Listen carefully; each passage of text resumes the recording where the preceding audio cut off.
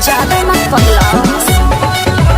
बाली उम्र भी पातर कमर है, जोश में जवानी के पागल समर है। बलजोरी मत करो ना, प्रीतम हद से गुजरने ना दूंगी।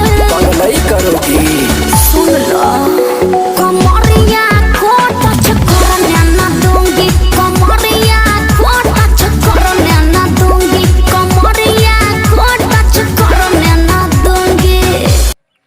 हाय फ्रेंड्स, प्लीज़ हमारे चैनल को लाइक करें, कमेंट करें, शेयर एंड सब्सक्राइब करना ना भूलें ताकि हमारा वीडियो आप तक जल्द से जल्द पहुंच जाए। प्लीज़।